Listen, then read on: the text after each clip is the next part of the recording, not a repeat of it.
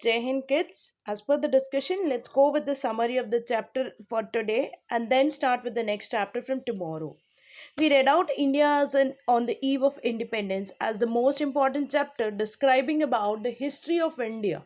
What is today India and what was India during the independence is being clearly found out in the chapter. It basically describes about a period of 100 years, how did the Britishers rule and what happened as in when they left India. The first important aspect what we read in the chapter was low economic development in all the sectors.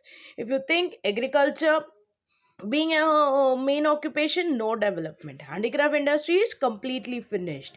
Import and export only for Britain. They did not accept any other import and export to be followed.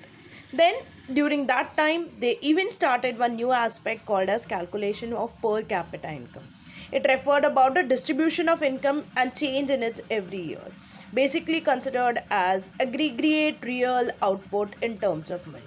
This was found out by many peoples. Example Dadabhai Naoroji, William Digby, Finlay Siras, V.K.R.V. Rao, R.C. Desai. But in all of these cases, the most important and the significant contribution was done by Mr. V.K.R.V. Rao.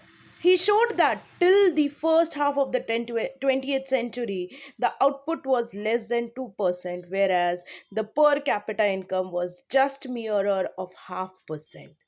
As we go ahead describing the each sector in details, the chapter gives us an idea about first agriculture sector, where 85% of population was completely dependent on agriculture.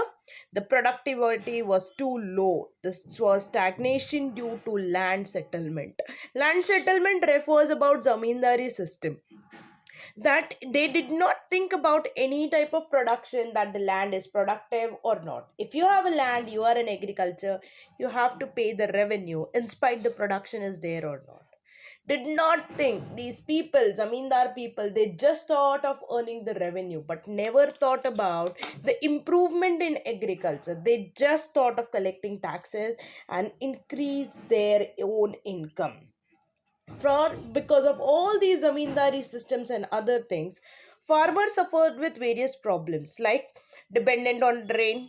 There was no rainfall, no productivity. Irrigation facility was negligible because there was no modern technology used by them. Reduction in food crops because they wanted to develop their home industries. They focused only on cash crops. This gave rise to commercialization of agriculture, and very high tax rate which these zamindar charged gave lead them into debt trap. The second important sector is industrial sector. If I talk about industrial sector was completely ruined. India at times was a big exporter of different materials all over the world, but gradually it reduced it. How? This was only because of the British government. They just thought about the industrial development of those industries which affected their own. For an example, the colonial government wanted to develop the industries of their industrial area. So intention was to make India a mere supplier of raw materials and importer of finished goods. This completely affect the industries of the home country. They gave completely ruinment of the indigenous handicraft industries with comparison to their technological industries, because they found handicraft industries was costly, whereas their own industries which produced handmade materials were more sorry, whatever the handmade industries were very high cost, whereas the machinery was at very low cost. This even led to the massive unemployment because industries were shut down.